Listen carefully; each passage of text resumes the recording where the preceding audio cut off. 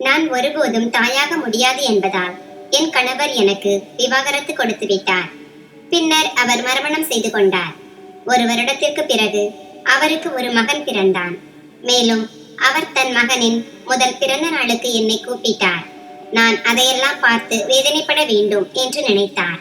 அவருடைய திட்டம் எனக்கு நன்றாக தெரியும்.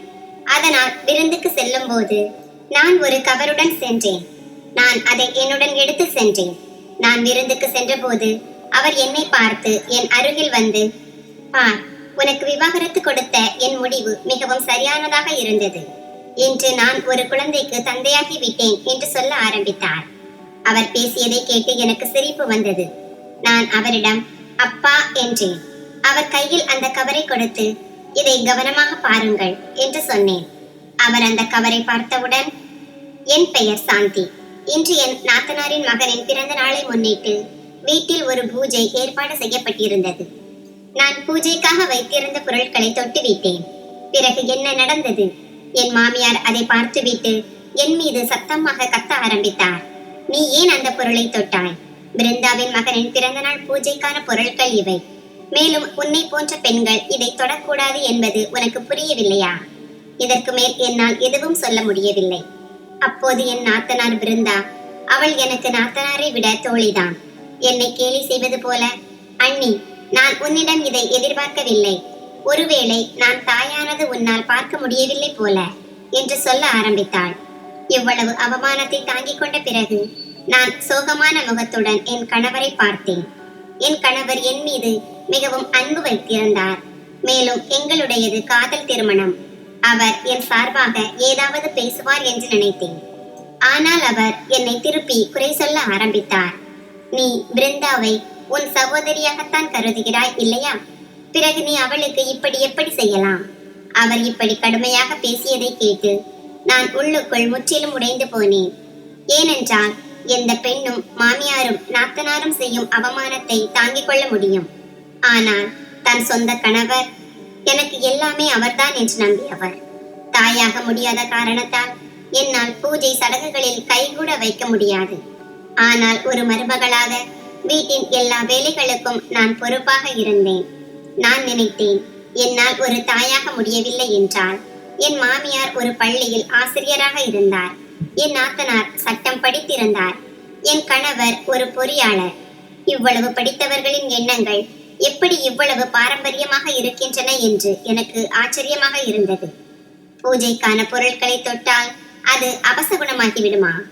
இன்றும் எனக்கு நினைவிருக்கிறது. நானும் சுபாஷும் முதலில் அலுவலகத்தில் சந்தித்தது. நான் அலுவலகத்தில் சேர்ந்து சில நாட்களே ஆகியிருந்தது. ஒரு நாள் நான் அலுவலகத்தில் ஒரு விளக்க காட்சி கொடுத்து கொண்டிருந்தேன். மேலும் பாஸ் மற்றும் அங்கிருந்த அனைவரும் என் விளக்க காட்சியை மிகவும் பாராட்டினார்கள். சுபாஷும் அதை பார்த்து மிகவும் ஈர்க்கப்பட்டார். ஒரே அலுவலகத்தில் ஒன்றாக வேலை செய்யும் போது நாங்கள் இருவரும் எப்போது காதலில் விழுந்தோம் என்று எங்களுக்கே தெரியவில்லை. நாங்கள் வீட்டில் சொன்னபோது அவர்கள் இந்த உறவுக்கு சம்மதம் தெரிவித்தனர். எங்கள் திருமணம் நடந்தது. என் மாமியார், மாமனார் மற்றும் நாத்தனார் மிகவும் நல்ல குணம் கொண்டவர்கள். இவ்வளவு நல்ல கணவர் எனக்கு கிடைத்ததால் நான் என்னை மிகவும் அதிர்ஷ்டசாலியாக கருதினேன். அவர் என்னிடம் முன்பே சொல்லியிருந்தார், திருமணம் முடிந்த 2-3 வருடங்களுக்கு நமக்கு குழந்தை வேண்டாம். முதலில் வாழ்க்கையை அனுபவிப்போம், பிறகு குழந்தைகளின் பொறுப்பை ஏற்கலாம். அதனால் தான் வீட்டினரும் 2-3 வருடங்களுக்கு குழந்தையை பற்றி எதுவும் பேசவில்லை. ஆனால் திருமணம் ஆகி 5 ஆண்டுகள் ஆனதும் வீட்டில் உள்ளவர்கள் பேச ஆரம்பித்தனர். வீட்டில் உள்ளவர்களும் உறவினர்களும் என் பின்னால் என்னை பற்றி முதலில் எதுவும் பேசவில்லை. ஆனால் அவர் என்னிடம் சரியாக பேசவில்லை. அவர் அலுவலகத்தில் வேலை முடியும் வரை மட்டுமே என்னிடம் பேசினார். நாங்கள் கணவன் மனைவி என்றும் ஒரே வீட்டில் இருக்கிறோம் என்றும் தோன்றவே இல்லை. ஆனால் என் துயரத்தை நான் யாரிடம் சொல்வது? யார் என்னை புரிந்து கொள்வார்கள்? இன்று எங்கள் திருமணமாகி 8 ஆண்டுகள் ஆகிவிட்டது. நான் நினைத்தேன், இன்று சுபாஷ் தன் மௌனத்தை கலைத்து எனக்கு வாழ்த்து சொல்வார் என்று. அதனால் நான் அவருக்கு பிடித்த காலை உணவை கொடுத்தேன். ஆனால் அவர் அமைதியாக சாப்பிட்டார். ஒரு வார்த்தை கூட பேசாமல் அமைதியாக அலுவலகத்திற்கு புறப்பட்டார். சுபாஷ் அலுவலகம் சென்ற பிறகு நான் அலுவலகத்திற்கு போன் செய்து எனக்கு உடல்நிலை சரியில்லை என்று சொல்லி விடுப்பு எடுத்தேன்.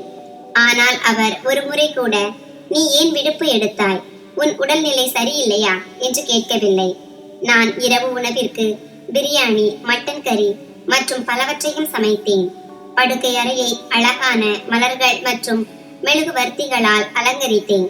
மேலும் அவருக்கு பிடித்த சிவப்பு நிற பட்டுச் சேலையை உடுத்தியிருந்தேன். இன்று சுபாஷ் தன் மௌனத்தை கலைத்து என்னிடம் பேசுவார் என்று நான் முழுமையாக நம்பினேன். மேலும் குழந்தையை தத்தெடுப்பதற்கு அவரை சம்மதிக்க செய்வேன் என்றும் நம்பினேன். ஆனால் அவர் வீட்டிற்கு வந்தபோது அவர் ஒரு முறை கூட என்னை பார்க்கவில்லை. ஒருவேளை அவர் படுக்கை அறைக்கு சென்று வாழ்த்து சொல்வார் என்று நினைத்தேன். ஆனால் எல்லாம் தலைகீழாக நடந்தது. வாழ்த்து சொல்வது இருக்கட்டும், அவர் என்னை பார்க்கவே இல்லை. சிறிது நேரம் கழித்து என்னால் தாங்க முடியவில்லை. நானே அவரிடம், திருமண நாள், அதையும் மறந்து விட்டீர்களா என்றேன். இதை கேட்டவுடன் அவர், ஐயோ இல்லை இல்லை, இந்த நாளை மறக்க விரும்பினாலும் என்னால் மறக்க முடியாது. ஏனென்றால் இந்த நாளில்தான் ஒரு அவச பெண் என் தலையில் விழுந்தாள் என்று சொல்ல ஆரம்பித்தார். அவர் இப்படி சொன்னதை கேட்டதும் என் கண்களுக்கு முன்னால் இருள் சூழ்ந்தது போலிருந்தது. என் கண்ணீரை அடக்கிக் கொண்டு, நாம் ஒரு குழந்தையை தத்தெடுக்க முடியாதா? நான் உங்களிடம் எத்தனை முறை இதை சொல்லி இருக்கிறேன், மேலும் இதை பற்றி நாம் எத்தனை முறை விவாதித்திருக்கிறோம் என்று கேட்டேன். அதற்கு அவர், நான் மற்றவர்களின் குழந்தையை, மற்றவர்களின் இரத்தத்தை என்னால் சொந்தமாக ஏற்றுக்கொள்ள முடியாது. எனக்கு என் சொந்த குழந்தை வேண்டும். அதை நீ எனக்கு இந்த ஜென்மத்தில் கொடுக்க முடியாது. ஆமாம், இன்று நம்முடைய திருமண நாள். அதனால் நான் உனக்காக ஒரு வித்தியாசமான பரிசை கொண்டு வந்திருக்கிறேன் என்று சொன்னார். அவர் எனக்காக என்ன பரிசு கொண்டு வந்திருப்பார் என்று நான் யோசித்தேன். உள்ளே பார்த்தபோது விவாகரத்து பத்திரங்கள் இருந்தன. அவற்றை பார்த்தபோது என்னால் நம்பவே முடியவில்லை. இவ்வளவு புகழ்ந்து பேசிய, இவ்வளவு அன்பு செலுத்திய, எல்லா சூழ்நிலைகளிலும் என்னுடன் இருந்த ஒரு மனிதர் இன்று ஒரு குழந்தைக்காக எனக்கு விவாகரத்து கொடுத்து விடுவார். வானமே என் மீது இடிந்து விழுந்தது போல இருந்தது. நான் சத்தமாக அழ வேண்டும் என்று நினைத்தேன். ஆனால் நான் என்னை திடப்படுத்திக் கொண்டேன். உடனடியாக விவாகரத்து பத்திரங்களில் கையெழுத்திட்டேன்.